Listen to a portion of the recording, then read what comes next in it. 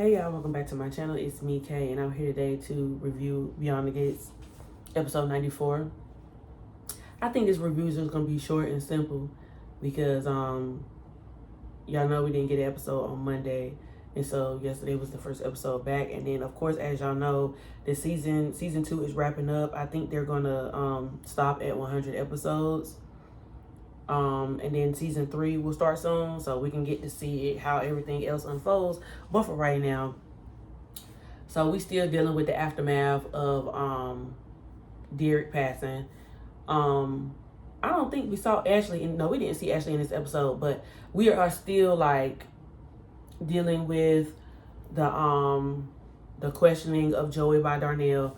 Deanna actually sees her father. She sees his ghost at the country club, and so Doug tells her that he's very concerned for, he tells her he loves her, first of all, and then he tells her that he's very concerned for her and her mother, and that Joey is not the person that everyone thinks he is. He's got everybody food. And then Deanna was like, not me. And I guess, Doug comforts her and lets her know, like, everything that you feel about Joey is right, but I need for you to prove to everybody that Joey is who we think he is. And that he confirms to her that Joey and Vanessa were definitely messing around before he died, and that Joey and Vanessa was flaunting it in his face. He told her all of that. And so after, they have their little moment and they're talking, and then somebody comes and he goes away. And so after Darnell is done questioning Joey, he comes to the country club, and him and Deanna sit down on the table, and Deanna, he just basically, is telling Deanna again that she's been too hard on Mom, and Joey appears to be a good person, but Darnell don't fully believe Joey either. He definitely thinks something is up, but he's way more cool about it than Deanna is. And so basically after they have a talk, and he was like, you could just give Mama some grace, Dad's not coming back, and Dad's not coming Dad's not coming back, and it's nothing you can do about it, and it's time for all of us to just move forward. And Deanna was like, maybe you don't see him. And then he was like, well, what do you mean by that? And she just didn't elaborate. But after that whole talk with Darnell, she did go back to the corner and start asking her dad to come back, because she was just saying that she needed him. Which, is sad, because she's still struggling with the loss of Doug. I mean, all of them are, but it seems like, she's really dealing with it the hardest. What else is going on? A bunch of going on. Oh, we see Leslie talking with Eva. Basically, I knew this was going to happen. But since, Derek has passed, y'all know Leslie didn't really care for Derek like that. So she seems completely, unfazed and unremorseful about what happened to Derek. She just only cares about what's going on with the clinic. And she just cares about her name and her image and what's going on in the clinic. And she just she don't want everybody to think, because they already think that I ain't gonna say a low life, but they already think less of her anyway. So she doesn't want people thinking that the clinic was involved in the plasma ring, and she don't want to hurt the business of the clinic. And so she's having this talk with Eva or whatever like that. And basically, all in all, she tells Eva that she would like Eva to work at the clinic, and she wants Eva to leave Ted's clinic to work at the clinic because they need help running the clinic. And so I'm just like, there had to be other volunteers at the clinic. Derek just couldn't be the only person there to manage the clinic. There had to be other people that they had to have other administrators at that clinic. Like, Eva could have just trained somebody else. Why even need to go and manage the clinic? But anyway, so Leslie is trying to come up with a plan on what she can do because she wants to have a talk with Joey about, everything that went on. So, of course, I'm just going to stick with Leslie for now. Leslie ends up having a conversation with Randy. I don't know how she even found Randy at Uptown, but nonetheless, her and Randy meet at Uptown. And so Randy don't want no parts of Leslie. Excuse me. But does Leslie ever care? She does not. So basically, she tells Randy, or she asks Randy, if Joey didn't have anything to do with the plasma ring, can you get me in contact with Joey, or can you tell Joey I need to see him? And he was like, no, I'm not telling Joey you need to see him, because if Joey needed to talk to you, trust me, he would have found you where you was at. And I was like, oh, let him know Randy. Randy is not playing with Leslie. So then she basically tries to strike a deal with Randy and was like, well, if I get you the information you need to know at the clinic, can you tell me if anything is said about her and Eva? And basically Randy was like, no. But honestly, I think I think Leslie may be concerned, because if this plasma ring has anything to do with Joey or what have you, she's scared because she probably knows Joey. She knows Joey is not to be played with. So she's just trying to make sure that she's still in Joey's good graces and that Joey still write that check for that clinic, because Joey is helping her back to clinic financially. Also, Kat is having a talk with Ted at Orphic Jeans about, things that went on at the Quintillion. So they're just catching up, really. Excuse me. And Eva ends up showing up to Orphic Jeans because she said the calendar says that Ted is there. And so basically, she kind of interrupts their lunch, but, because Eva stayed calm and played it cool, it would have looked crazy for Eva to, do the most. So Eva played it cool. It was a little sniping going on, but you know what I'm saying. Nonetheless, Kat left, and Eva sits down and tells Ted basically that Leslie wants her to come and work at the clinic because she needs to fill in because Derek is gone. And so basically, Eva wanted to get Ted's permission about halving her days at his clinic to spend the other half at her mom's clinic. And so because of what happened with Derek, and because, Eva said her and Derek had grew kind of close, like while building up the clinic, of course Ted can't say no. So he okays it. Vanessa has her scenes with Joey, which, I really don't care about. Oh, but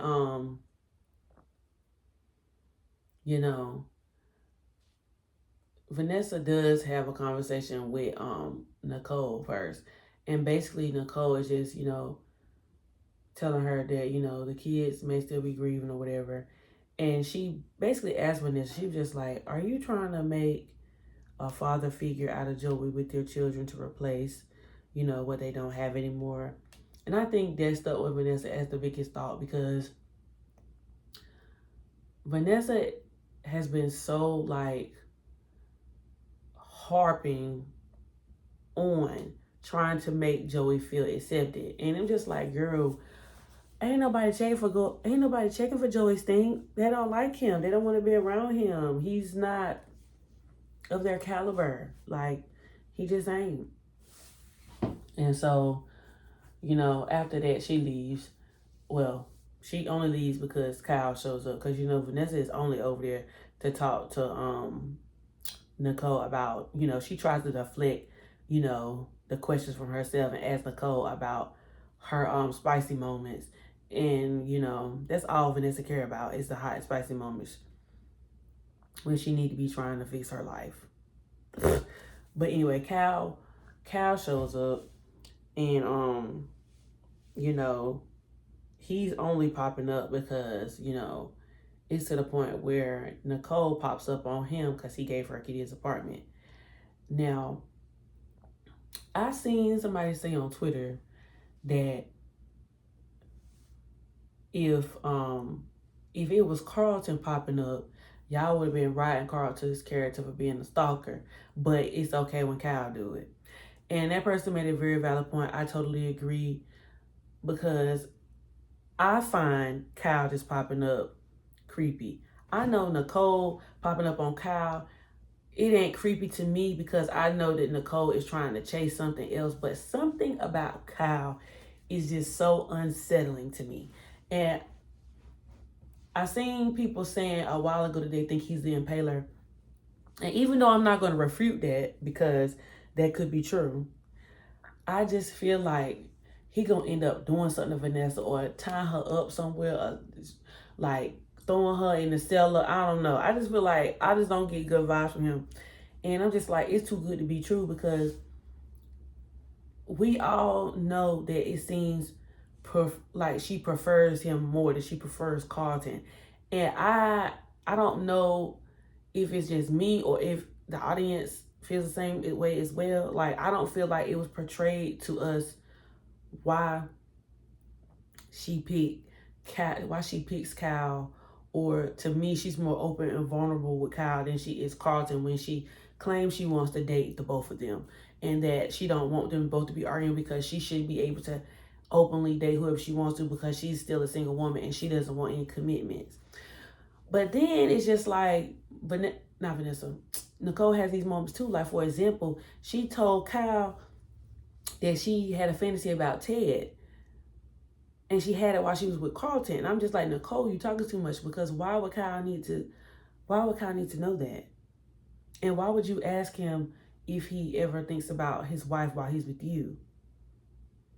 I'm just like, girl, what?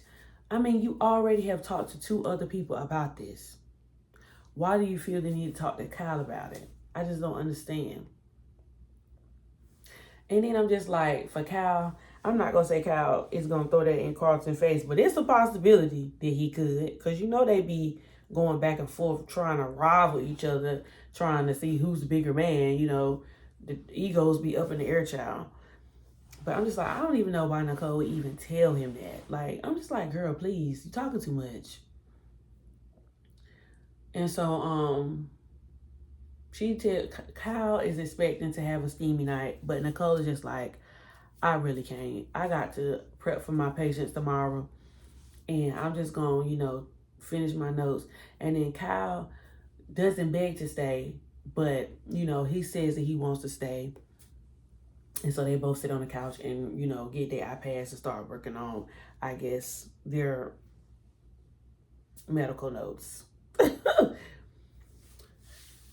Is that everything that happened in this episode? I'm trying to think. It was giving filler episode, I'm not even gonna lie.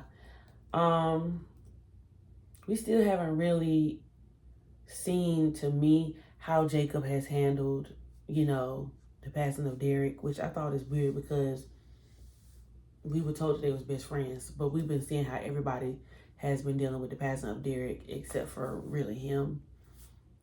So, yeah, I think that's all. Again, we just sitting here thinking about that whole conversation with Darnell and Joey. I was just talking to the TV the entire time while that whole conversation was going on. And I'm just like, Darnell, you asking too many questions. First of all, you asking questions that you should know that Joey is going to sit here and lie to you about. I don't even know why Darnell expected Joey to really be a man and tell him the truth. Joey lied all the way through that conversation. Like, he just straight up lied. And I'm just like, y'all, for my people who watching this Shy, Nuck and Tiffany, Vanessa and Joey is the same thing as Nuck and Tiffany. It's the same thing, same concept. Stories will be a tad bit different. Stories might be a tad bit different, but the gist of it is exactly the same. Like, I'm just like, he should be ashamed. He should be ashamed. It don't make no sense. I'm just like, you just sitting there, and I just can't wait until Joey gets busted. I can't wait till Vanessa finds out the truth, because I'm just like, either this gonna start eating him up, or he gonna have to start distancing himself. He even told Darnell that he was in love with Vanessa and that he would never do anything to hurt her. I don't believe that for one bit. I don't believe that for one bit. Oh, also, I forgot to mention Haley. Ugh. Haley was having a conversation with Randy. Um, Haley was having a conversation with Randy at Uptown. This was before Randy was talking to Leslie. And so Haley was just basically telling Randy, everything that's going on and how she's still dosing Bill. And she was just like, Randy was telling her everything that happened, with the plasma ring and everything, and how the police locked him up. And Haley was just like, come on, cuz, you can't be getting locked up. You can't be getting involved in all this stuff because I need you. And he was like, there it is. You don't care about me. You don't care about what I'm going on. You're just trying to use me to get what you want. And she was just like, no, you're my favorite cousin. If, basically, if she take Bill down, she gonna cut him in on part of the deal. I can't wait till Joey busts them. Because Joey knows something is going on, but he ain't exactly put his finger on it. But she was just saying how, she needs him to continue to give Bill dosage and everything like that because, she's been amping the dosages up. Now, while this is going on, we pan back to Bill's office, and Bill is having that shaking hand thing again. His hand is shaking. So I'm just like, Bill, you already been through this before. Don't sit here and try to ignore what's going on. Take your tail to the hospital and take your tail to the hospital now. Just go ahead and go. And it's just crazy because he knows something is wrong, and I think he even thinks something is up with Haley because he says something about Tomas and Lynette and Kat and all that again. But it's just like something is going on, and he says that the private investigator didn't find nothing either. And I'm just like, that's weird. Where is Lynette? Where is she? Where is she? Because sorry y'all, it's a net in here. But where is she? Because at this point, like, we need to know what's the tea, what's going on. Because she just left off screen. The last thing we saw her with was Randy. So we ain't seen her since. And her name has come up multiple times, especially about this investigation with Leah being busted in the plasma ring. So I'm just like, who is involved? Is the private investigator in on the plasma ring as well? Because we still ain't never seen the private investigator, just like we ain't seen the impaler. And who told at the prosecutor's office that Grayson had got an immunity deal? So we need to know all these things. Are all these people working together? All these people connected? What's happening? But yeah, so then Haley leaves Uptown and she goes back to Bill's office, and basically she tells Bill that, she want to make him a drink. And then Bill was basically like, he was just like, you just want to have your way, don't you, Haley? Because he thinks Haley is trying to have fun with him when in fact Haley is trying to off him. And so it's just crazy because while Bill just says, I'm going to drink water, she insists on fixing Bill a drink. And then she, of course, puts that dosage in him and his drink again. And you know what? He also tells Haley, I don't know if he flat out tells her that, he's been dealing with his hand shaking again or tremors or something. And she just like blows him off or thinks nothing of it. But no, actually, she don't think nothing of it. She actually is excited because now that he's trembling again, that means he might fall out. And so she gave like this little devious smile to the camera because she feel like her plan is working. And so she slides some more doses into Bill's drink, and then she gives it to Bill. And I can't wait for Haley to get busted. I just can't wait for Haley to get busted. I can't wait for Haley to get busted. I don't know who gonna bust Haley. I think it's gonna be Kat, actually. I really think it's gonna be Kat. It's either gonna be Kat or Tomas. That's just my guess, my wild card guess. But yeah, y'all, that's all I have for episode 94. Let me know what you thought of this episode. Drop your thoughts down below, and I'll be back with episode 95. Deuces.